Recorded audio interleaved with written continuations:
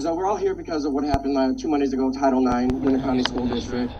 Obviously, we have Peggy Larson, who says one thing when she's in front of a lawyer, in front of a school board, but then when she gets on TV in front of the news, she says she's willing to compromise. But if these people are willing to compromise, I just have one question. Instead of invading women's sports and women's spaces and taking away their opportunities and their scholarships, what is wrong with you creating your own space just like everyone else has? What is wrong with having your own, rather than taking something from people that have worked their whole lives for it? You're taking away scholarships, opportunities, college opportunities from these young women. We have people in power that take their position and will take it to the extreme. For a couple of examples, we have Brett Bloom. He was a father to a judge of a children's court who was convicted of sexual assault and sentenced to 9 years with 20 years supervised release. And he was 4 counts of child pornography distribution, and he was actually doing it while on the clock as a child circuit court judge in the city of Milwaukee. We have in Outagamie County in Appleton, Adam Westbrook, who was a human resources manager and was arrested and had 4 counts of sexual assault, child exploitation, and he was actually a volunteer in the Menasha School District and the Winneconne School District for theater production. These people take powers of positions and they abuse that. That is the common pattern you see with teachers, therapists, counselors, doctors, and even sometimes parents even take advantage of their own children, because today the trans kid is the new liberal white women's Gucci bag, and they use that for their points online to say, hooray, look what I have created. An EMT, somebody of substance that creates something in our country and makes something of something, rather than a man masquerading around in 20 pounds of makeup looking like the worst version of Pennywise you could ever see. I'm sorry, but if you want to teach inclusivity, there's different ways to do it. I don't have to read sexually explicit books to kids to teach them that maybe people just live a different life and that's okay. Focus on you and do you. What other people do is not our problem. If they're not paying your bills, pay them no mind. But we don't have that common sense. We need to make sense common again. We need to leave the kids alone and let them grow up to be who they are, not who we want them to be. Parents, if your little daughter says, well, I like to throw a football, just let them throw a football. You don't got to give them a double mastectomy and put them on hormone blockers or any of that.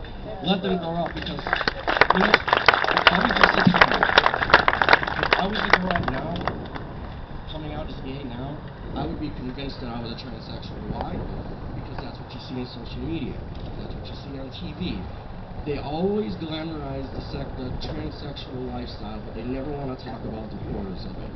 The reconstruction surgery, the deaths that happen on the table when they're performing these surgeries. You can all look this up. This is all online. These are the things that happen.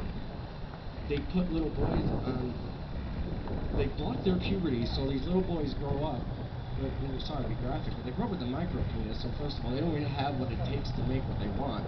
So it's catch-22. They're just being led down a path, and the biggest horror of it all is the money they're making in the pharmaceutical companies.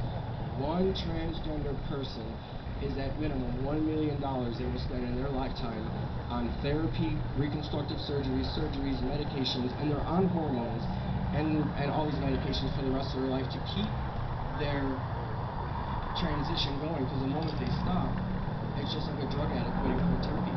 We know this.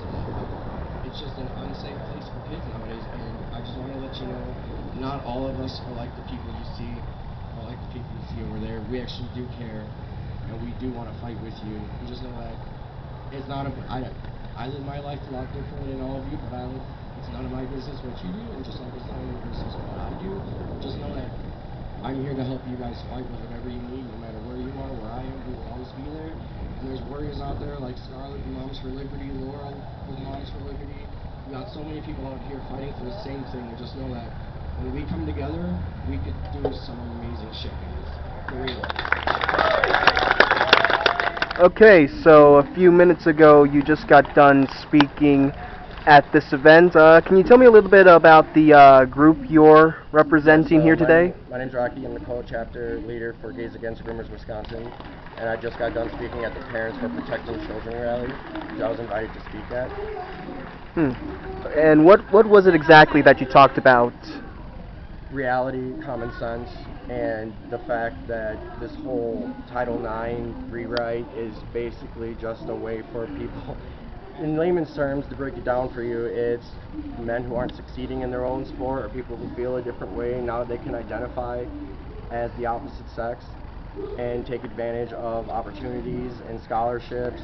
And not only that, but there's a lot of things that can happen. In Sun Prairie, there was a rape that had four girls, 14-year-old girls, 4 of them were exposed to an 18-year-old trans man's genitalia.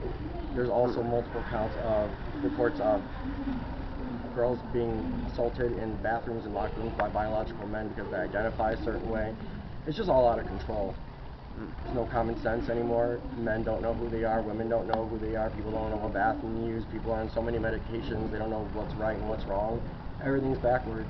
As a gay man, I find this offensive because what we fought for so long ago is completely being erased and outdone by a very small minority group of radicals that think that their emotions should conquer everyone's basic reality, and we should alter our lives and the way we think because of the way they feel, and that's just not right. And we just don't do that. Final question: do you think this event will help other schools around the area understand of what's going on?